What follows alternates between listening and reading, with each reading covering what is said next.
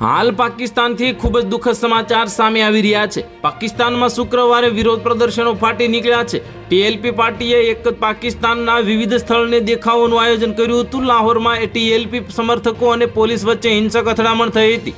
આ પરિસ્થિતિ કાબુ બહાર જતા પાકિસ્તાન સરકારે ઇસ્લામાબાદ, રાવલપિંડી અને લાહોર સહિત અનેક શહેરોમાં ઇન્ટરનેટ બંધ કરી દીધું હતું। જમણેરી ઉગ્રવાદી જૂથ તહરીકે તલબકે જ પાકિસ્તાન ટીએલપી ગાઝામાં થયેલી હત્યાઓનો વિરોધ કરી રહ્યો છે। તેમણે બુધવારે નોંધપાત્ર વિરોધ પ્રદર્શન કર્યા અને શુક્રવારે ઇસ્લામાબાદમાં કૂચની જાહેરાત કરી હતી। પાકિસ્તાન સરકારે ટીએલપીના વિરોધને ધ્યાનમાં રાખીને તૈયારીઓ શરૂ કરી હતી।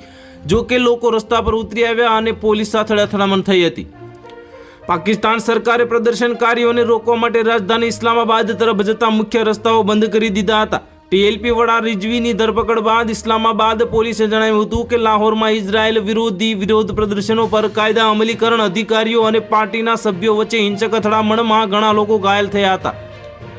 તહરીકે લબ્બૈક ઇસ્લામાબાદમાં યુએસ દૂતાવાસની બહાર ઇઝરાયલ વિરોધી વિરોધ પ્રદર્શન કરવાની યોજના બનાવી રહ્યું હતું અને પંજાબ પોલીસે ગુરુવારે તેના વડા સાદ હુસૈન રિઝવીની ધરપકડ કરવા માટે ટીએલપી મુખ્યાલય પર દરોડો પાડ્યો હતો।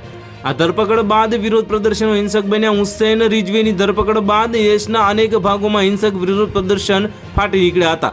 તો હાલ માટે આટલું જ। મળીશું નવી અપડેટ સાથે। જો તમને અમારા વિડીયો પસંદ આવતા હોય તો વિડીયોને લાઇક કરી દેજો। ચેનલમાં નવા હોય તો ચેનલને સબસ્ક્રાઇબ કરી બાજુમાં આવેલા બેલ આઇકનને દબાવી દો, જેથી તમને આવા સમાચારની અપડેટ મળતી રહે।